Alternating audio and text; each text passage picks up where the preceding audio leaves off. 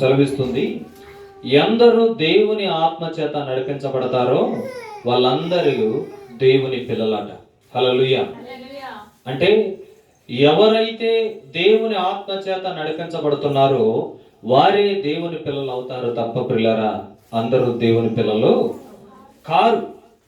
హల్లెలూయా. దేవుని ఆత్మ చేత నడిపించబడాలి. దేవుని ఆత్మ చేత నడిపించబడినటువంటి వారే దేవుని పిల్లలని వాక్యము తేటగా చెబుతుంది. హల్లెలూయా. మనము గతించినటువంటి వారం మనం చెప్పుకున్నాము, దావీదు చేసినటువంటి పాపం, కయ్యూను చేసినటువంటి పాపాన్ని గురించి మనం చెప్పాం. వారు దేవుని పిల్లలే, కానీ పాపం చేసి దేవుడు అనుగ్రహించేటటువంటి కృపను కోల్పోయారు. దేవుని పిల్లలుగా పిలువబడినటువంటి వారు, దేవుడు తన గ్రంథమందు వారి పేర్లు లిఖించుకొని ఉన్నాడు. అయినప్పుడు పిల్లరా వారు దేవుని కృపను కోల్పోయారు అని వారి గురించి మనము ధ్యానించాము. హల్లెలూయా. అంటే దేవుడు పిల్లరా అందరినీ ప్రేమించట్లేదు. ఆయన మాట చొప్పున నడుచుకున్నటువంటి వారిని ఆయన మిక్కిలిగా ప్రేమిస్తున్నాడు అని రాయబడి ఉంది. హల్లెలూయా. అంటే ఆయన మాట వినాలి, ఆయన మాట ప్రకారంగా నడుచుకున్నటువంటి బిడ్డలను ఆయన బలపరుస్తాడని రాయబడి ఉంది, ఆయన దీవిస్తాడని రాయబడి ఉంది. ఆయన బలముగా పిల్లరా ఆయన బిడ్డలైనటువంటి వారిని నిలబెట్టుకుంటాడని పిల్లరా రాయబడి ఉంది. ఆయన గ్రంథమందు, ఆయన సముఖమందు మన పేర్లు లిఖించబడితే మన గురించి ఆయన యుద్ధం చేస్తాడు. గుర్తుపెట్టుకోండి, ఎందరైతే దేవుని ఆత్మ ద్వారాగా నడిపించబడతారో వారందరూ దేవుని పిల్లలని రాయబడి ఉంది. ఏమిటి దేవుని పిల్లలంటే ఎవరు? ఆయన ఆత్మ చేత నడిపించబడేటటువంటి వారు.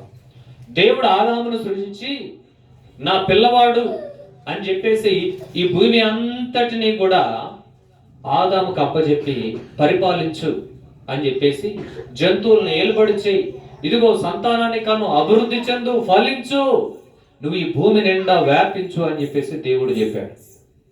కానీ ఆదాము పాపం చేసి దేవుని కృపను కోల్పోతే సుఖపడేటటువంటి ఆ తత్వాన్ని దేవుడు తీసివేసి, ఆదామా నువ్వు బ్రతికినంత కాలము కష్టపడి నువ్వు బ్రతకాలని చెప్పాడు. సరే, ఆదాము తప్పిపోయాడు. ఆదాము సంతానంలో నుండి నాతో ఎవరైనా నడుస్తారేమో అని చెప్పేసి దేవుడు ఆలోచన చేసినప్పుడు పిల్లరా హేబేలు కయ్యూనులు దేవుని దృష్టికి నాతో నడుస్తారని దేవుడు భావించాడు.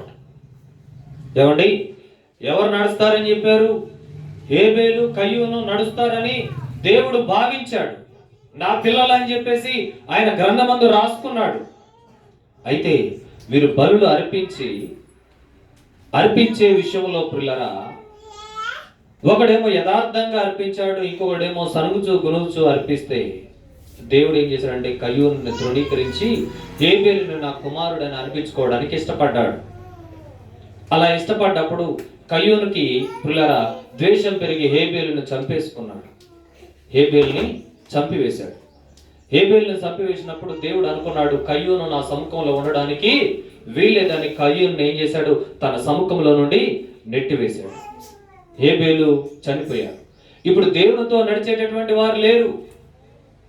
దేవుడు పిల్లరా హేబేలుకు బదులుగా దేవుడు ఆదాముకి ఎవరినిచ్చాడంటే షేతును అనుగ్రహించాడని రాయబడి ఉంది. ఆదికాండ గ్రంథము 4వ అధ్యాయము 25-26 వచనాలు చూద్దాం.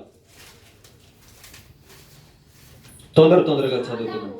ఆదాము మరలా తన భార్యను కూడినప్పుడు ఆమె కుమారుణ్ణి కని కయ్యూనుని చంపిన హేబేలునకు ప్రతిగా దేవుడు నాకు మరొక సంతానమును నియమించిన అనుకొని అతనికి షేతు అను పేరు పెట్టెను.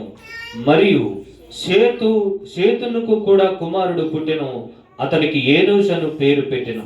అప్పుడు యెహోవా నామమున ప్రార్థన చేయుట ఆరంభమైంది. అంటే చూడండి, దేవునితో నడిచేటటువంటి వారే ప్రార్థన చేస్తారు. దేవునితో నడిచేటటువంటి వారే ప్రార్థన చేసి పని ప్రారంభిస్తారు. దేవునితో నడిచేటటువంటి వారే అన్ని విషయాలలో దేవునికి మొదట ప్రాధాన్యత ఇస్తారు పిల్లరా. కాబట్టి మనం గుర్తుపెట్టుకోవాలి, దేవునితో నడిచేటటువంటి వారు కావాలనుకొని దేవుడు కోరుకుంటున్నాడు. దేవునితో నడిచేటటువంటి వారు అవసరము దేవునికి. దేవుడు ఈ లోకమును ఎంతో ప్రేమించినని రాయబడి ఉంది. ఎవరి కోసము దేవుడు లోకాన్ని ప్రేమించాడో తెలుసా? ఎవరైనా ఆయన మాట విని ఆయన తట్టు తిరుగుతారో ఏమో అని చెప్పేసి దేవుడు లోకమును ఎంతో ప్రేమించినని రాయబడి ఉంది. హల్లెలూయా. అంటే ఇప్పుడు మనం అర్థం చేసుకోవాల్సినటువంటి విషయము, దేవుడు భూమి మీద ఏం కోరుకుంటున్నాడని అంటే ఆయనతో నడిచేటటువంటి ప్రజలు కావాలని కోరుకుంటున్నాడు. దేవుడు ఏం కోరుకుంటున్నాడు? ఆయనతో నడిచేటటువంటి వారు కావాలని, ఆయనతో నడిచేటటువంటి ప్రజలు కావాలని దేవుడు కోరుకుంటున్నాడు. దేవుడు ఆదాము మీద ఆశ పెట్టుకుంటే ఆదాము తప్పిపోయాడు. హేబేలు మీద, కయ్యూను మీద పిల్లల ఆశ పెట్టుకుంటే కయ్యూను పాపం చేసి దేవుని సముఖంలో నుండి నెట్టివేయబడ్డాడు. హేబేలేమో చచ్చిపోయాడు.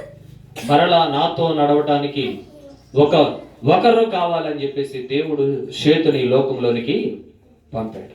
హల్లెలూయా.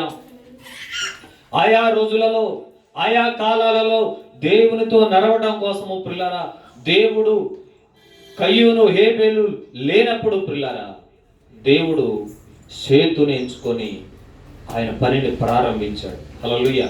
ఇప్పుడు షేతు ఎవరితో నడుస్తున్నాడు? ఎవరితో నడుస్తున్నాడు? షేతు దేవునితో నడుస్తున్నాడు. షేతు కాలం అయిపోయింది. దేవుడితో ఎవరు నడిచారంటే ఆయనకు పుట్టినటువంటి ఏనోషు అనేటటువంటి కుమారుడు దేవునితో నడిచాడు. హల్లెలూయా. అంటే దేవుడు తలగా ఉన్నటువంటి వారితో మాట్లాడతాడు. దేవుడు వారిని ఏర్పాటు చేసుకొని పిల్లరా వారు బ్రతుకు దినములన్నిట దేవుడు వారికి తోడయి నడిపిస్తాడు. దేవుడు వారికి తోడయి ఏం చేస్తున్నాడు? నడిపిస్తున్నాడు. మనం మొదట పాఠంలో మనం చెప్పుకున్నటువంటి మాట ఏంటి అనంటే, ఎందరో దేవుని ఆత్మ చేత నడిపించబడతారో వారు ఎవరు? దేవుని పిల్లలు. ఎంతమంది దేవుని ఆత్మ చేత నడిపించబడితే వారందరూ కూడా దేవుని పిల్లలు. యోహాను సువార్త 1వ అధ్యాయంలో పిల్లరా మీరు చూస్తే అక్కడ రాయబడి ఉంటుంది. అక్కడ రాయబడినటువంటి మాట చదువుకుందాం. 1వ అధ్యాయము 12వ వచనము.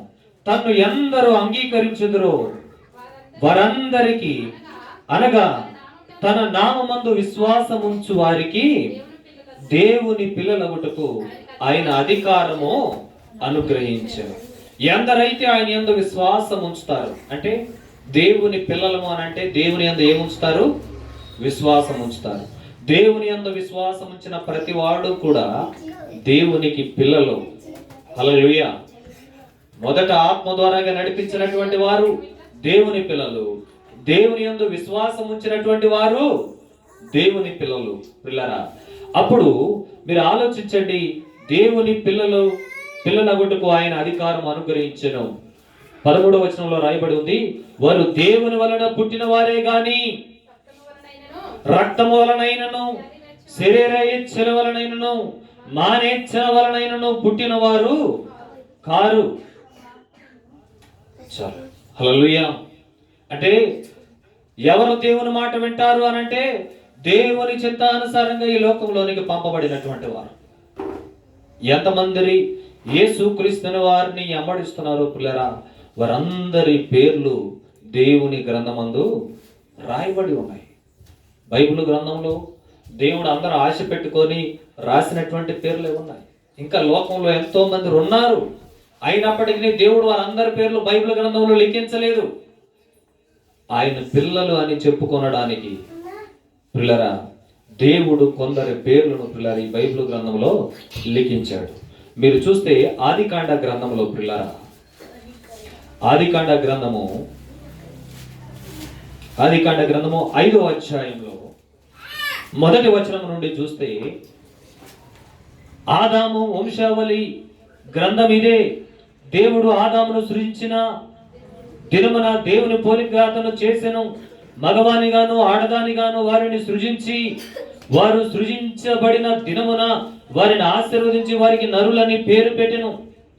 ఆదాము 135 ఏండ్లు బ్రతికి తన పోలికగా తన స్వరూపమందు కుమారుణ్ణి కని అతనికి షేతు అని పేరు పెట్టెను. షేతు కనిన తర్వాత ఆదాము బ్రతికిన దినములన్నీ 800 ఏండ్లు అతడు కుమారులను కుమార్తెలను కనెను. ఆదాము బ్రతికిన దినములన్నీ 930 ఏండ్లు. అప్పుడు అతడు మృతి నొందెను.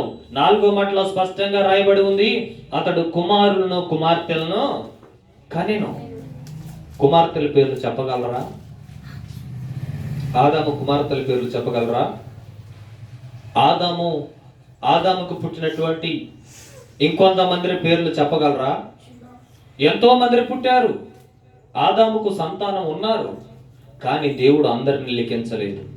దేవుడు ఎవరితో అయితే నడిచాడో వారి పేరులు మాత్రమే ప్రస్తావించాడు ఆయన.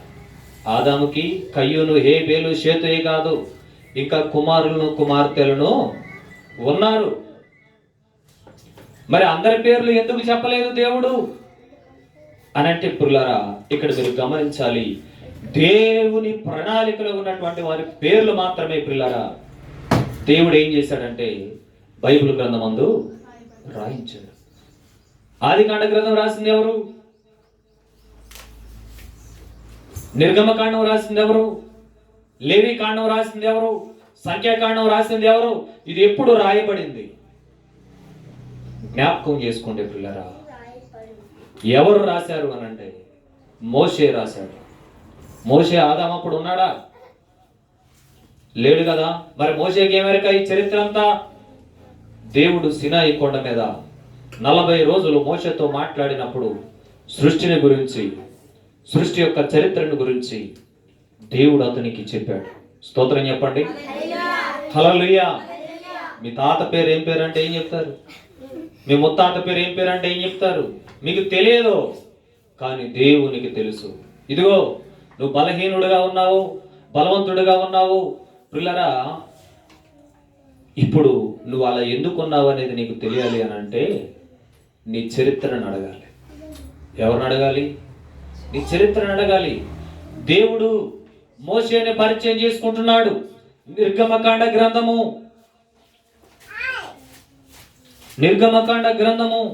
ఇదిగో అయ్యా నువ్వు ఎవరవే అంటే, ఇదిగో నేను అబ్రహాము దేవుడును, ఇస్సాకు దేవుడును, యాకోబు దేవుడును అని పరిచయం చేసుకుంటున్నాడు. దేవుడు ఎవరెవరు దేవుడట? ఎవరు దేవుడట? దేవుడు ఇదిగో నేను అబ్రహాము దేవుడును, యాకోబు దేవుడును, ఇస్సాకు దేవుడును. 3వ నిర్గమకాండ గ్రంథం 3వ అధ్యాయము 15వ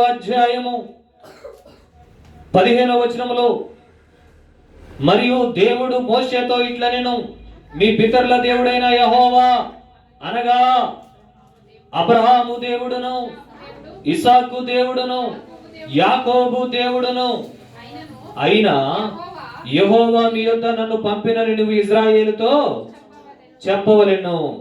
హల్లెలూయా.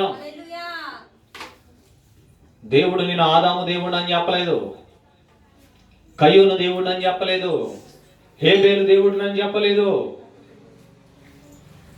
తప్పిపోయినటువంటి వారి పేర్లు చెప్పి నేను వారి దేవుని అని చెప్పలేదు. ఎవరి పేర్లు చెప్పాడో తెలుసా? నీతిమంతుల పేర్లు చెప్పాడు. స్తోత్రం చెప్పండి. హల్లెలూయా. ఆయన జ్ఞాపకములో ఎవరున్నారు అని అంటే ఆదాము పిల్లరా, అబ్రహాం ఉన్నాడు, ఇస్సాకు ఉన్నాడు, యాకోబు ఉన్నాడు ఆయన హృదయంలో. పిల్లరా, నీవు దేవుని హృదయంలో ఉండాలి అని అంటే నువ్వు దేవుని పిల్లలుగా బ్రతకాలి. దేవుని పిల్లలుగా నువ్వు బ్రతికినప్పుడు దేవుడు నేను పలాని వారి దేవుడునని నీ సంతతి వారికి దేవుడు జ్ఞాపకం చేస్తాడు. హల్లెలూయా, హల్లెలూయా. లాబాను నాకింత ఆశీర్వాదం ఎక్కడి నుండి వచ్చింది అని చెప్పేసి సకినం చూస్తున్నాడట. ఏమండి, ఏం చూస్తున్నాడు? సకినం.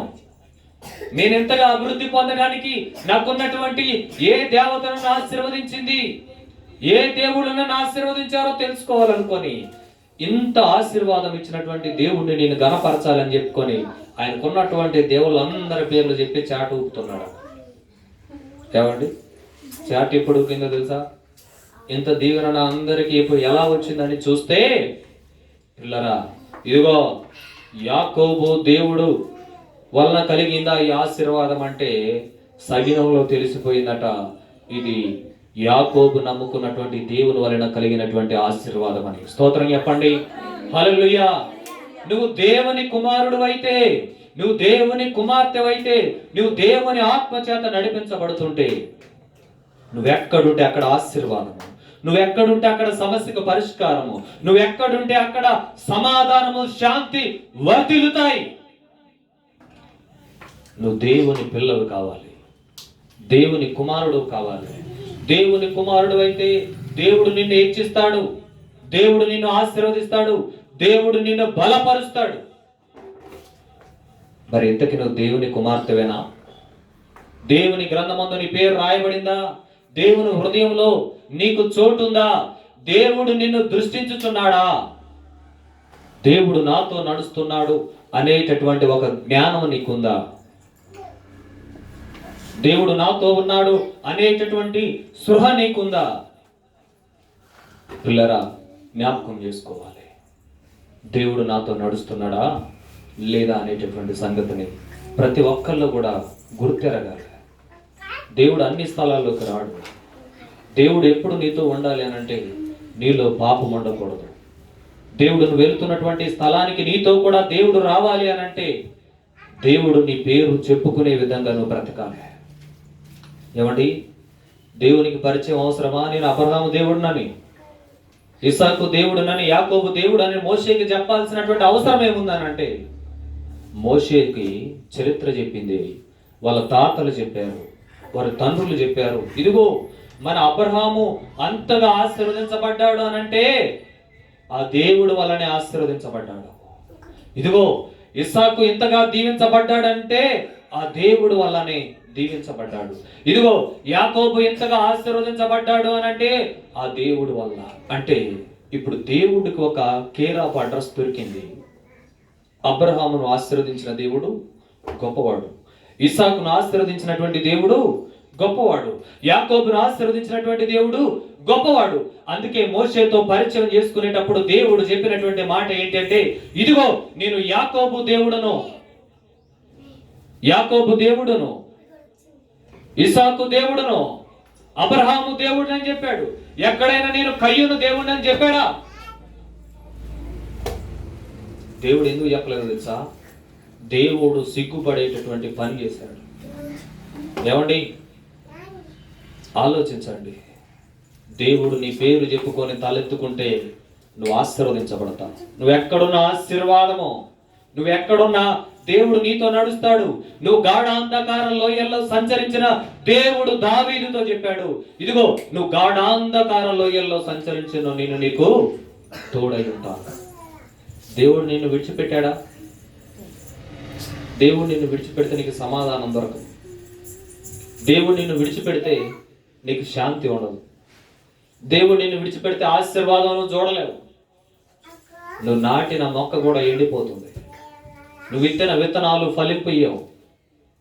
దేవుడు నిన్ను విడిచిపెడితే నీ ఇల్లు నీకు సంతోషంగా ఉండదు, నీ కుటుంబంలో వేదన. దేవుడు నిన్ను విడిచిపెడితే నీ కుటుంబంలో అశాంతి. దేవుడు నిన్ను విడిచిపెడితే పిల్లరా, నీళ్లు లేని ఎండిపోయిన బావిలాగా ఉంటుంది నీ జీవితం. నువ్వు ఈరోజు అభివృద్ధి పొందాలి అని అంటే దేవుడు నీతో నడుస్తున్నాడా లేదా అనేటటువంటి సంగతిని నువ్వు గుర్తెరగాలి. నేను ఎంతకు దేవుని సంబంధన సాతాను సంబంధన అనేటటువంటి ఒక సృహలోకి మనం రావాలి పిల్లరా, సృహలోకి రావాలి. దేవుడు ఇంతకాలం మనల్ని చూస్తూ ఊరుకున్నాడు, కానీ రాబోయేటటువంటి దినాల్లో దేవుడు ఎవరిని ఊరుకునేటటువంటి పరిస్థితి లేదు. దేవుడు ఇప్పుడు అందరినీ కూడా ఎలర్ట్ చేసేటటువంటి పరిస్థితిలోకి వచ్చాడు. అయితే నువ్వు అటు పక్కనైనా నిలబడు, అయితే ఇటు పక్కనైనా నిలబడు. దయచేసి నువ్వు నిలువెచ్చని స్థితిలో ఉండి నా నామానికి అవమానం తేవద్దు. కయ్యూను దేవుని పక్షంగానే ఉన్నట్టు ఉన్నాడు, కానీ మనసు లోకం తట్టు తిరిగిపోయింది.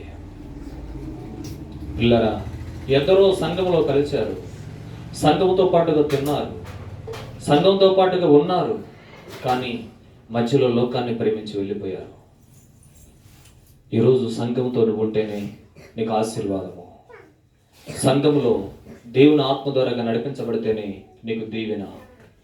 నువ్వు ఎంతకాలము దేవుని ఆత్మతో సంబంధం లేకుండా జీవించిన పిల్లరా, నీకు అది ప్రయోజనకరమైనటువంటిది కాదు. హల్లెలూయా. దేవుడు అందరి పేర్లు రాయలేదు. ఆదాముకు పుట్టినటువంటి అందరి సంతానాన్ని జ్ఞాపకం చేయలేదు మోషేకి. ఎవరిని చేశాడంటే, ఇదిగో నేను ఆదామును నా పిల్లలను అనుకున్నాను, ఆదాము తప్పిపోయాడు.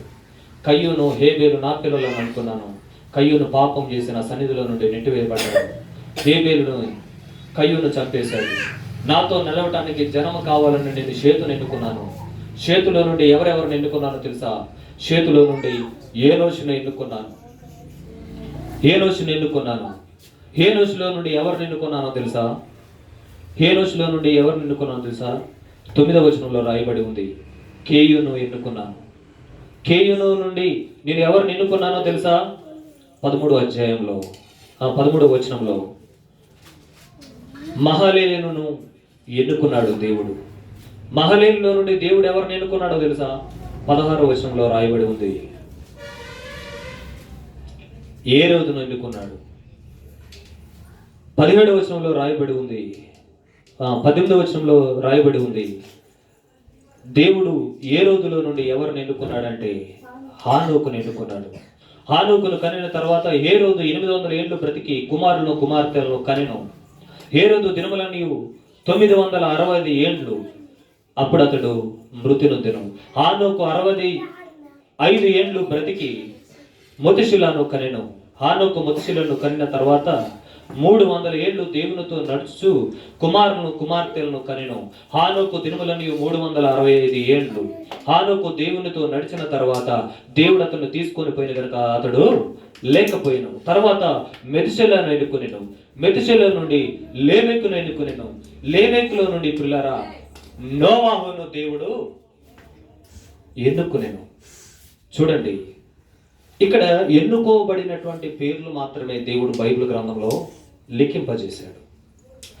ఈరోజు దేవుని చేత నువ్వు ఎన్నుకొనబడినటువంటి దానివైతే, దేవునితో నువ్వు నడిచేటటువంటి వాడవైతే, దేవునితో పాటుగా ఉండేటటువంటి వారివైతే, దేవుని వాక్యానుసారంగా నడిచేటటువంటి వారివైతే, నీ పేరు దేవుని గ్రంథమందు, దేవుని హృదయమందు రాయబడుతుంది. దేవుడు నీ పిల్లలతో చెప్పేటప్పుడు ఏమని చెప్పాలి తెలుసా? నేను అబ్రహాము దేవుడును, యాకోబు దేవుడు అని చెప్పాల్సిన అవసరం లేదు. దేవుడు ఇదిగో నీ నాయనమ్మ దేవుడును.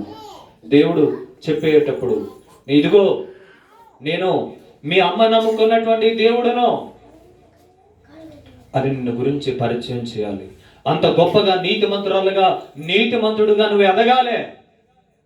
కొత్తగానే ఆశీర్వాదం వస్తుందా? పిల్లరా, దేవుడు మన మీద ఆశ పెట్టుకున్నాడు. మన పాపము చేయమని దేవుడు మన మీద ఆశ పెట్టుకున్నాడు. ఆయనతో నడుస్తామని దేవుడు మన మీద, పిల్లరా, ఆయన ఆశ పెట్టుకొని మన వైపు చూస్తున్నాడు. మనం ఆయన పిల్లలమని ప్రకటించుకున్న తర్వాత నోవాహు కాలం వచ్చేట అలకల్లో, పిల్లరా, నోవాహు కాలం వచ్చేట అలకల్లో దేవుడు అనుకున్నాడట, ఇదిగో ఇప్పటి వరకు నా పిల్లలు అనుకున్నటువంటి వారు లోకం వైపు తిరిగిపోయారు. ఎవరు కూడా లేరు నాతో పాటుగా నడిచేవాళ్ళు. ఇదిగో అసలు ఈ భూమి మీద నేను మనుషులను ఎందుకు సృజించానా అని మనసులో సంతాపం పొందాడట. ఎప్పుడు దేవుని పిల్లలని, పిల్లరా, దేవుడు చెప్పుకుంటే దేవుని పిల్లలు పాపం చేయడం మొదలు పెట్టారు. చూడండి 6వ అధ్యాయంలో నరులు భూమి మీద విస్తరింప ఆరంభించిన తర్వాత నరుల కుమార్తెలు వారికి పుట్టినప్పుడు దేవుని కుమారులు నరుల కుమార్తెలు చక్కని వారిని చూచి వారందరితో తమకు మనసుకు నచ్చిన స్త్రీలను వివాహం చేసుకున్నది. అప్పుడు యెహోవా, నా ఆత్మ నరులతో ఎల్లప్పుడూ వాదించదు, వారు తమ అక్రమ విషయంలో నరమాత్రులై ఉన్నారు. అయినను వారు దినములు 120 ఏండ్లగును. ఆ దినముల్లో నెఫీనీయులను వారు భూమి మీద ఉండిరి. దేవుని కుమారులు నరుల కుమార్తెలతో పోయినప్పుడు వారికి పిల్లలను కనిరి. పూర్వకాలమందు పేరు పొందిన శూరులు వీరే. నరుల చెడుతనము భూమి మీద గొప్పదనియు, వారి హృదయము యొక్క తలంపుల్లోనే ఊహ అంతయు ఎల్లప్పుడూ కేవలము చెడ్డదనియు యెహోవా చూచి తాను భూమి మీద నరులను చేసినందుకు యెహోవా సంతాపము నొంది తన హృదయంలో నొచ్చుకునేను. అప్పుడు యెహోవా, నేను సృజించిన నరులతో కూడా జంతువులను, పురుగులను, ఆకాశ పక్షాదులను భూమి మీద నుండకుండా తుడిచివేయుదును. ఏలయనగా నేను వారిని సృష్టించినందుకు సంతాపము నొందితునను. అయితే నోవాహు యెహోవా దృష్టి యందు కృప పొందినవాడు ఆయన. చప్పట్లు కొట్టి దేవుని నామాన్ని మహిమపరచండి. హల్లెలూయా, హల్లెలూయా. దేవుడు నీ కుటుంబమును చూసి, ఇదిగో ఈ కుటుంబాన్ని బట్టి నేను సంతాపము నొందుతున్నాను, ఈ కుటుంబాన్ని నేను చంపివేయాలి అని అనుకున్నప్పుడు, లేకపోతే దేవుడు నీ ఉంటున్నటువంటి స్థలాన్ని చూసి, నువ్వు ఉంటున్నటువంటి ప్రాంతాన్ని చూసి, నేను ఈ దేశమును పాడు చేయాలి, లేకపోతే ఈ ఊరిని నేను పాడు చేయాలి, ఇదిగో నాతో నడిచేటటువంటి వారు ఒక్కరు కూడా లేరు అని అనుకున్నప్పుడు పిల్లరా, దేవుని దృష్టికి నోవాహు పడినట్టుగా నువ్వు అవపడితే నీ కుటుంబం బ్రతుకుతుంది. స్తోత్రం చెప్పండి. హల్లెలూయా. అందరితో పాటుగా నేను నడుస్తాను, అందరితో పాటుగా తింటాను, అందరితో పాటుగా తాగుతాను, అందరితో పాటుగా గెంతలు వేస్తాను, కానీ నా దేవుడు ఆయన అంటే ఆయన ఒప్పుకోడు. నువ్వు దేవుని కుమారుడు అయితే, నువ్వు దేవుని కుమార్తె అయితే నీకు కొన్ని ప్రత్యేకమైనటువంటి లక్షణాలు ఉంటాయి. పిల్లరా, లోకమంతా నడిచేటట్టుగా నువ్వు నడవకూడదు, లోకములో ఉన్నవారిలాగా నువ్వు ఉండకూడదు. నీకు ఒక ప్రత్యేకమైనటువంటి గుర్తింపు ఉంది దేవుని సముఖములో. కరువు వచ్చినా, ఇరుకొచ్చినా, ఇబ్బంది వచ్చినా, వేదన వచ్చినా, శోధన వచ్చినా అందులో నుండి నిన్ను విడిపించగలిగినటువంటి వాడు నీకు తోడై ఉన్నాడు. కాబట్టి నువ్వు దేవుని దృష్టికి ప్రత్యేకమైనటువంటి వాడవు, ప్రత్యేకమైనటువంటి దానివి. అందరికీ కలిగినట్టుగా వేదన కలిగినప్పుడు దేవుడు నిన్ను ఆ వేదనలో తప్పిస్తాడు. నువ్వు దేవుని పిల్లవైతే, నువ్వు దేవుని కుమారుడు అయితే, నువ్వు దేవుని కుమార్తె అయితే దేవుడు నిన్ను తప్పగా తప్పిస్తాడు. స్తోత్రం చెప్పండి. హల్లెలూయా. నువ్వు దేవుని కుమార్తెవై ఉండాలి, అప్పుడే నిన్ను తప్పిస్తాడు దేవుడు. భూమిని అంతటినీ పాడు చేద్దామని అనుకున్నప్పుడు, దేవునితో నడిచేటటువంటి వారు ఎవరు లేరు అనుకున్నప్పుడు పిల్లరా, దేవుడు భూమిని మొత్తం నాశనం చేయాలని అనుకున్నప్పుడు దేవుని తలంపుల్లో ఆలోచన పుట్టింది.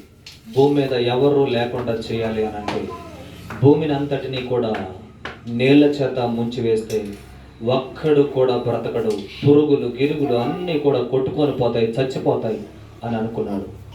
అయితే దేవుడు నోవాహును సూచినప్పుడు నోవాహుకి కృప ఇవ్వాలని అనిపించింది. ఏం చేశాడు దేవుడు? ఏం చేశాడో తెలుసా? అప్పుడు నోవాహును పిలిచి, అయ్యా, నేను భూమిని నాశనం చేద్దామని అనుకుంటున్నాను, అయితే నువ్వు నాకు నీతిమంతుడిగా కనపడ్డావు. నీతిమంతుడైన నిన్ను చంపి నేను నా హృదయంలో సంతాపం పొందలేను. సృజించినటువంటి వీరి వలన ఇప్పుడు నేను బాధపడుతున్నాను, ఇప్పటికే బాధపడుతున్నాను. నీతిమంతుడైన నిన్ను చంపి, నీ కుటుంబమును చంపి, నీతి లేనటువంటి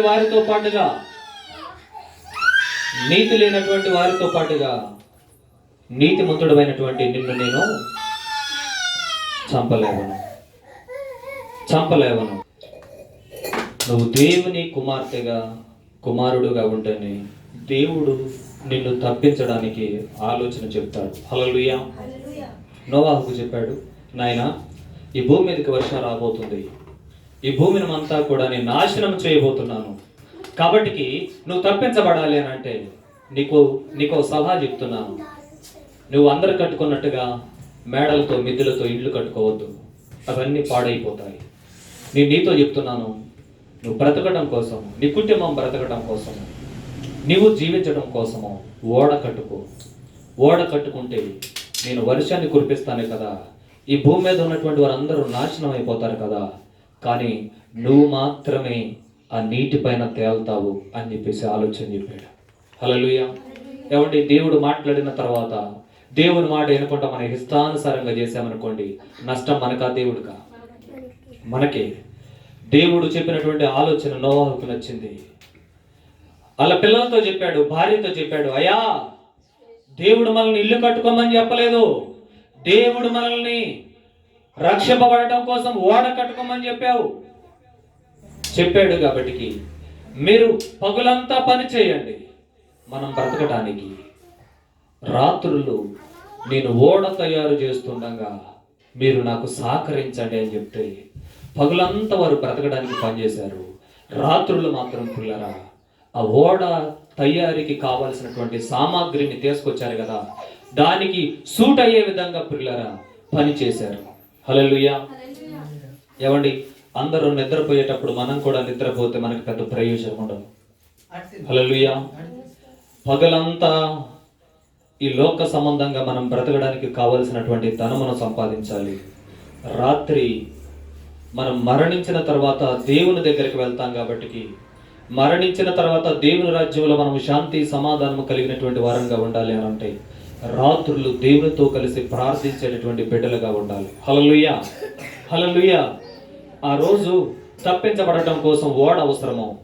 ఈరోజు దేవుని ఉగ్రతలో నుండి నువ్వు తప్పించబడాలి అని అంటే నీకు ప్రార్థన అవసరం. ప్రార్థన అవసరము. దేవుడు నీతో మాట్లాడాలని అనుకుంటున్నాడు. నోవాహును ధైర్యపరిచినట్టుగా నిన్ను ధైర్యపరచాలని అనుకుంటున్నాడు. లోకమంతటికు కలిగేటటువంటి ఆ ఇబ్బందుల నుండి దేవుడు నిన్ను విడిపించాలి అంటే నువ్వు దేవునితో మాట్లాడాలి కదా. దేవుని మాటను నువ్వు వినాలి కదా. దేవుని స్వరం ఎంతవరకు విన్నావా? దేవుణ్ణి చూసావా? దేవుని మాట ఎప్పుడైనా విన్నావా? దేవుడు కలలోనైనా నీతో ఎన్నడైనా మాట్లాడాడా? గుర్తుపెట్టుకోండి, దేవుడు మాట్లాడతాడు. గుర్తుపెట్టుకోండి, దేవుడు దర్శిస్తాడు. గుర్తుపెట్టుకోండి, దేవుడు నువ్వు ఇబ్బందుల్లో ఉన్నప్పుడు ఖచ్చితంగా దేవుడు దర్శించి మాట్లాడతాడు. చప్పట్లు కొట్టి దేవుడు నా మైపరచండి. హల్లెలూయా, హల్లెలూయా. ఇది అబద్ధము కాదు, ఇది అబద్ధము కాదు, ఇది నిజం. దేవుని సన్నిధిలో ఉండి చెప్తున్నటువంటి మాట ఇది. గుర్తుపెట్టుకోండి, నేను ఇక్కడ నిలబడి నేను అబద్ధం చెప్తే శాపగ్రస్తుడిగా మార్చబడతాను. కాబట్టి నేను విన్నది, నేను చూసిందే చెప్తున్నాను. దేవుడు కొన్ని ప్రత్యేకమైనటువంటి పరిస్థితుల్లో దేవుడు మనతో మాట్లాడతాడు. హల్లెలూయా. మీరు నమ్మినా నమ్మకపోయినా పిల్లరా, దేవుడు మాట్లాడతాడు, దేవుడు దర్శిస్తాడు, దేవుడు ధైర్యపరుస్తాడు. పిల్లరా, నోవాహును ధైర్యపరిచినట్లుగా మనల్ని ధైర్యపరచాలి అని అంటే నోవాహు దేవుని మాట విన్నట్టుగా మనం ఏం చేయాలో తెలుసా? దేవుని మాట వినాలి. దేవునితోనూ సత్సంబంధం కలిగి ఉండాలి. నోవాహు దేవునితో నడిచాడు కాబట్టి దేవుడు నోవాహుని కనికరించి బ్రతకడానికి కృప చూయించాడు. దానికి కావాల్సినటువంటి మార్గాన్ని ఏర్పాటు చేశాడు. కాబట్టి పిల్లరా, దేవుడు మీతో మాట్లాడతాడు. దేవుడు మిమ్మల్ని ధైర్యపరుస్తాడు. మీకు బాధ వచ్చినప్పుడు ఎక్కి ఆడమాకండి. దేవుని సన్నిధిలో మోకరించి ప్రార్థన చేయండి. దేవుని స్వరం వినపడుతుంది. ఎవరో వ్యక్తి మాట్లాడినట్టుగా నీకు కనపడుతుంది. నువ్వు ప్రార్థన చేసుకున్న తర్వాత శాంతి సమాధానంతో నువ్వు మోకరించినటువంటి స్థలంలో నుండి లేపబడతావు. దేవుడు నిన్ను దర్శిస్తే, దేవుడు నీతో మాట్లాడితే పిల్లరా, నీ జీవితం ఆశీర్వాదకరంగా మార్చబడుతుంది. యెషయా గ్రంథము మీరు తీసినట్లయితే అక్కడ రాయబడి ఉంటుంది. చూడండి, యెషయా గ్రంథము 30వ అధ్యాయము 15వ వచనము. ప్రభువు ఇజ్రాయేలు యొక్క పరిశుద్ధ దేవుడునగు యెహోవా సెలవిచ్చుచున్నాడు, మీరు మరలి వచ్చి ఓరకుండుట వలన రక్షింపబడుదురు.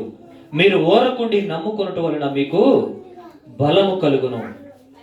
అయినను మీరు సమ్మతింపక, అట్లా కాదు, మేము గుర్రములెక్కి పారిపోవుదుమంటిరి. కాగా మీరు పారిపోవాల్సి వచ్చెను. మేము వడిగల గుర్రములనెక్కి పోయినమంటిరే. కాగా మిమ్మల్ని తరముచుండేవారు వడిగల వారుగా ఉందురు. మీరు పర్వతముల మీద నుండు కొయ్యవలేవలెను, కొండ మీద నుండు జెండా వలెను అగుదురు. ఒకని గద్దింపునకు మీలో 1000 మంది పారిపోయేదరు. 5గురి గద్దింపునకు మీరు పారిపోయేదరు. చూడండి పిల్లరా, దేవుడు అంటున్నాడు, మీరు ఓరకుండి నమ్ముట వలన రక్షింపబడతారు. మీరు ఓరకుండి నమ్ముకొనుట వలన బలము కలుగును అని రాయబడి ఉంది. ఈరోజు నువ్వు బలవంతురాలుగా మార్చబడాలి అని అంటే నోవాహు ఏ బలం వల్ల తప్పించుకున్నాడు చెప్పండి? దేవుని బలం వల్ల నోవాహు తప్పించుకున్నాడా? లేకపోతే నోవాహుకు ఉన్నటువంటి జ్ఞానం వల్ల నోవాహు తప్పించుకున్నాడా? దేవుని బలం పిల్లరా. నీ బలము కొండ లేపగలదేమో, నీ బలము డబ్బు సంపాదించగలదేమో. దేవుని బలము నువ్వు సంపాదించిన ధనం తినడానికి అవసరము. దేవుని బలము నువ్వు బ్రతకడానికి అవసరము. ఇప్పుడు నోవాహును బ్రతికించింది దేవుని బలమే తప్ప నోవాహు బలము కాదు. చాలా మంది ఏమనుకుంటారనంటే, నా దగ్గర డబ్బు ఉంటే నేను సంతోషంగా ఉంటాను, నేను డబ్బు వెనకాల పరిగెత్తుతున్నాను. కానీ డబ్బు నీ దగ్గర ఉన్న సంతోషం ఉండదు, సమాధానం ఉండదు. పిల్లరా, నీ దగ్గర ఎలాంటి ఉపయోగం ఉండదు. అది ఉన్నా కానీ చాలా మంది అనుకుంటారు, ఇదిగో నాకు డబ్బు ఉంటే నాకు రోగం వస్తే హాస్పిటల్లో చూపించుకుంటాను. ఏమండి, డబ్బు అవసరమే కాదనట్లేదు, బలం అవసరమే కాదనట్లేదు, కానీ దేవుని బలం అంతకంటే మనకి అవసరం. దేవుని జ్ఞానం అవసరము పిల్లరా. దేవుడు తన మాట వినేటటువంటి వారందరి పేర్లని జీవగ్రంథమందు రాసుకున్నాడు. వారిని మాత్రమే దేవుడు ఆపత్తినమందు తప్పిస్తాడు. చూడండి, ఆ తప్పింపబడినటువంటి వారందరితో దేవుడు మాట్లాడుతున్నటువంటి మాట 18వ వచనము. కావున 30:18 యెషయా గ్రంథము. కావున మీ యందు దయ చూపవలెనని యెహోవా ఆలస్యము చేయుచున్నాడు, మిమ్మల్ని కరుణింపవలెనని ఆయన నిలబడి ఉన్నాడు. యెహోవా న్యాయ తీర్పు దేవుడు, ఆయన నిమిత్తము కనిపెట్టుకున్న వారందరూ ధన్యులు. సీయోనులో యెరూషలేములోనే ఒక జనము కాపురముండెను. జనమా, నువ్విక ఏ మాత్రమును కన్నీళ్లు విడవు, ఆయన నీ మొరవిని నిత్యముగా నిన్ను కరుణించును, ఆయన నీ మాట వినగానే నీకు ఉత్తరం ఇచ్చెను. అంటే నువ్వు చేసిన ప్రార్థనకి ఎమ్మటే దేవుడు సమాధానం ఇస్తాడని. 20వ వచనము. ప్రభు నీకు శ్లేష్ణ అన్నపానములను ఇచ్చును, భూమి మీదట నీ బోధకులు దాగి ఉండురు, నీవు కనులారా నీ బోధకులను చూచెదవు. మీరు కుడి తట్టైనను ఎడమ తట్టునైనను తిరిగినను. దేవుడు వెనక నుండి మాట్లాడుతున్నటువంటి మాట, ఇదే త్రోవ, దీనిలో నడువుడి అని వెనక నుండి ఒక శబ్దము నీ చెవులకు వినపడును. హల్లెలూయా. దేవుని స్వరమును వినగలిగినటువంటి వాడిగా ఉండాలి. కుడి తట్టు ఎడమ తట్టు పోయేటప్పుడు, నా కుమారుడా, నువ్వు వెళ్ళేటటువంటి మార్గం అది కాదు, నువ్వు నిలబడినటువంటి మార్గం ఇదే, ఇందులో నువ్వు సాయిగా నడువు అని చెప్పబడేటటువంటి ఆ స్వరాన్ని నువ్వు వినగలిగినప్పుడే నీ కుటుంబంలో ఆశీర్వాదం ఉంటుంది, నీ కుటుంబంలో శాంతి ఉంటుంది, నీ కుటుంబంలో సమాధానం ఉంటుంది. హల్లెలూయా. దేవుడు దావీదుతో మాట్లాడుతున్నప్పుడు, దావీదును దేవుడు లెక్కడిగినప్పుడు పిల్లరా చెప్పాడు. ఏం చెప్పాడు అని అంటే, దావీదా, నువ్వెంత క్రూరుడివి, నేను నా హృదయానుసారుడు అని నిన్ను బట్టి నేను ఆనందించాలి. నువ్వెంత క్రూరుడువో నాకు ఇప్పుడు అర్థమైంది. నిన్ను చంపివేయాలి, కానీ నువ్వు పశ్చాత్తాపడ్డావు కాబట్టి నేను వదిలేశాను, కానీ ఊరియాకి న్యాయం చేయకుండా విడిచిపెట్టనని చెప్పేసి చెప్పాడు. అప్పుడు నువ్వు పోతున్నటువంటి త్రోవ తప్పుదని దావీదుకి చెప్పగానే పిల్లరా గోనె పట్ట కట్టుకొని ఉపవాసం ఉండి ఏడ్చి ప్రార్థన చేసి, అయ్యో నేను దోషము చేసేదని, నేను పాపం చేసేదని అని చెప్పేసి పశ్చాత్తాపడ్డాడు. పిల్లరా పశ్చాత్తాపడటం వల్ల అతడు బ్రతికిపోయాడు. నోవాహుతో దేవుడు మాట్లాడగానే నోవాహు ఎమ్మటే అలర్ట్ అయిపోయాడు. ఇదిగో భూమిని దేవుడు నాశనం చేస్తానని చెప్పాడు. నేను తప్పించబడాలి అంటే నేను లోకంతో కాదు స్నేహం చేయాల్సింది, నేను దేవునితో స్నేహం చేయాలి. నా పితరుడైన ఆనోకు దేవునితో నడవటం వల్ల మేము దీవించబడ్డాము. ఈరోజు నేను నా కుటుంబం బ్రతకాలంటే నేను దేవునితో నడవాలని పిల్లరా నోవాహు భావించాడు. దేవుడు చెప్పినట్టుగా నోవాహు చేసినప్పుడు దేవుడు వారిని బ్రతికించాడు పిల్లరా. హల్లెలూయా. దేవుడు చెప్పాడు మత్తయి సువార్తలో, ఇదిగో నోవాహు దినాలలో ఉన్నట్టుగానే ఉంటుంది నా రాకడ. కాబట్టి మీరు నోవాహు దినాల్లో నోవాహు ఏ విధంగా అయితే దేవునితో పాటుగా నడిచాడో మీరు కూడా నా రాకడలో ఎత్తబడాలి అని అంటే, నోవాహు దినాల్లో జరుగుతున్నట్టుగా జరుగుతున్నప్పుడు నోవాహు ఎలా తన కుటుంబాన్ని రక్షించుకున్నాడో మీరు మీ కుటుంబాన్ని రక్షించుకోవాలని చెప్పేసి దేవుడు చెప్పాడు. మత్తయి సువార్త అధ్యాయం చెప్పాము. మత్తయి సువార్త దొరకలేదా?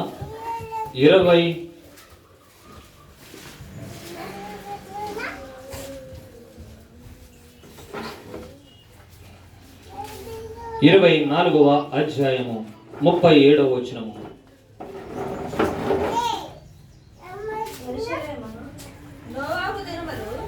36వ వచనం కారణం చదవండి. అయితే దినమును గూర్చి ఆ గడియను గూర్చి తండ్రి మాత్రమే ఎరుగును గాని ఏ మనుషుడైనను పరలోకమందలి దూతలైనను కుమారుడైనను ఎరగరు. నోవాహు దినములు ఎలాగుండెనో మనుష్య కుమారుని రాకడయు అలాగే ఉండును. జల ప్రళయమునకు ముందటి దినములలో నోవాహు ఓడలోనికి వెళ్ళిన దినం వరకు వారు తినుచు త్రాగుచు పెళ్లి చేసుకొనుచు పెళ్లికిచ్చుచుండిరి. జల ప్రళయం వచ్చి అందరిని కొట్టుకొని పోవు వరకు ఎరగకపోయిరి. అలాగనే మనిషి కుమారుని రాకడా ఉండును. హల్లెలూయా. నోవాహు ఓడను తయారు చేసుకుంటున్నప్పుడు లోకంలో ఉన్నటువంటి వారంతా పెళ్లిళ్ళు చేస్తున్నారు, విందులు చేసుకుంటున్నారు, తింటున్నారు, తాగుతున్నారు. పిల్లరా, దేవుని భయం ఎవరికి లేకపోయింది. దేవునితో నడవాలన్న ఆలోచన ఎవరికి లేకపోయింది. దేవుడు అకస్మాత్తుగా జల ప్రళయాన్ని రప్పించినప్పుడు పిల్లరా, భూమి అంతా కూడా నాశనం అయిపోయింది. జనాలందరూ కూడా కొట్టుకుపోయారు, చచ్చిపోయారు రాయబడి ఉంది. మనిషి కుమారుడు రాక కూడా అలానే ఉంటుంది. అందరూ తింటున్నప్పుడు త్రాగుతున్నప్పుడు వారితో పాటుగా తిని తాగడానికి ఇది సమయం కాదు. నీవు నీ కుటుంబం బతకాలి అంటే నువ్వు దేవునితో నడవాలి. హానోకు ఎవరితో నడిచాడమ్మా? హానోకు ఎవరితో నడిచాడు? హానోకు ఎవరితో నడిచాడు? చదవండి. హానోకు దేవునితో నడిచాడు. దేవుడు మీకు సమాధానము కలగజేయును గాక. 5వ అధ్యాయము, ఆదికాండ గ్రంథం 5వ అధ్యాయము 22వ వచనం. 22వ వచనం. హానోకు 65 ఏండ్లు బ్రతికి మెతూషెలను కనెను. హానోకు మెతూషెలను కనిన తర్వాత 300 ఏండ్లు దేవునితో నడుచుచు కుమారులను కుమార్తెలను కనెను. హల్లెలూయా. దేవునితో నడుచుచు అని రాయబడి ఉంది. ఈరోజు నువ్వు కుమారులని కుమార్తెలను కనుక్కుంటే నువ్వు ఎవరితో నడవాలి తెలుసా? దేవునితో నడవాలి. నీ కుమారులు కుమార్తెలు సజీవులుగా, వారు మంచిగా క్షేమంగా బ్రతకాలి అంటే, వారు వర్ధిల్లాలి అని అంటే, వారు దీవెనకరంగా మార్చబడాలి అని అంటే నువ్వు దేవునితో నడవాలి. నువ్వు లోకంతో నడిస్తే దేవుని ఉరి ఒడ్డుతాడు. కాబట్టి పిల్లరా, మనం లోకంతో నడిచే వారంగా కాదు, మనం ప్రత్యేకింపబడినటువంటి జనాంగము, దేవుని సొత్తు అయినటువంటి ప్రజలము, ఆయన ద్వారా కడగబడినటువంటి వారము, ఆయన ద్వారా లోకం నుండి విమోచింపబడినటువంటి వారము. కాబట్టి పిల్లరా, మనము దేవుని ఆత్మ వలన నడిపించబడాలి. దేవుని ఆత్మ ద్వారా నడిపింపబడినప్పుడు, మనము ఎడమకు కుడికు నడిపించబడుతున్నప్పుడు దేవుడు నుండి ఒక స్వరం వినపడుతుంది. నా కుమారుడా, నువ్వు చేస్తున్నటువంటి పని తప్పుడుది. నువ్వు వెనక్కి తిరిగంటే నువ్వు తిరగాలి. తిరగకుండా నేను ముందుకు పోతానంటే పిల్లరా, దేవుడు వద్దన్నటువంటి మార్గం మనకి ఉరి. ఆశీర్వాదం అక్కడ లేదు. మరి ఎక్కడుంది ఆశీర్వాదం? ఎక్కడుంది? శాశ్వత జీవం ఎక్కడుందో తెలుసా? సంఘంలో ఉంది పిల్లరా. సంఘములో ఉంది శాశ్వత జీవం. ఎక్కడుంది? సంఘములో. కీర్తన గ్రంథము 133వ అధ్యాయము. సహోదరులు ఐక్యత కలిగి నివసించుట ఎంత మేలు, ఎంత మనోహరము.